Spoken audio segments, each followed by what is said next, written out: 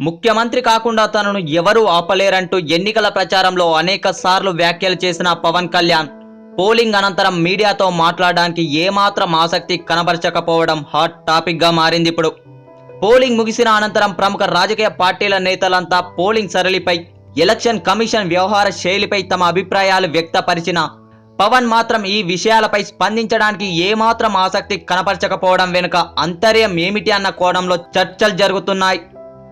దీనికి తోడు పవన్ పోటీ చేసిన 2 స్థానాల్లోనూ గెలుపు కష్టమని విశ్లేషణలు వస్తున్న నేపథ్యంలో తన వ్యక్తిగత గెలుపు గురించి కూడా ఎటువంటి ప్రకటన చేయకుండా పవన్ నిన్న పూర్తిగా ఆధ్యాత్మిక సేవలో కాలం గడపడం హాట్ టాపిక్ గా మారింది.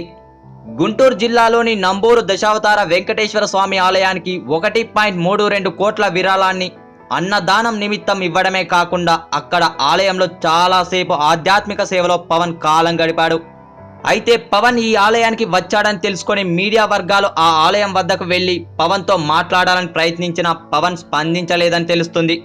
సాధారణంగా ఎన్నికల తర్వాత రాజకీయ పార్టీల నేతలు తమ కోణంలో ఎన్నికల పోలింగ్ను విశ్లేషిస్తారు. దీనికి తోడు ఎన్నికల ఫలితాలు రావడానికి ఇంకా 40 రోజుల వరకు వ్యవధి ఉన్న నేపథ్యంలో తమ పార్టీ క్యాడర్ నిరాశ పడకుండా గెలుపు గురించి సంకేతాలిస్తారు. అయితే దీనికి భిన్నంగా పవన్ నిన్నటి రోజు అంతా పూర్తి ఆధ్యాత్మిక సేవలో కాలం గడపడం మీడియాకు మాత్రమే కాకుండా పవన్ అభిమానులకు కూడా అర్థం కాని విషయంగా మారింది.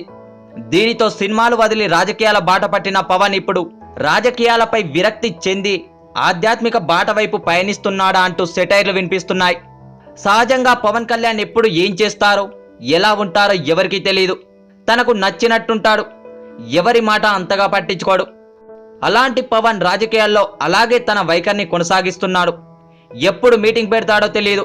అసలు ఆయన చాలా మందికి అర్థం కాని వ్యక్తి అంటున్నారు. దీనిపై వైసీపీ అభిమానులు సెటైర్ల వర్షం కురిపిస్తున్నారు.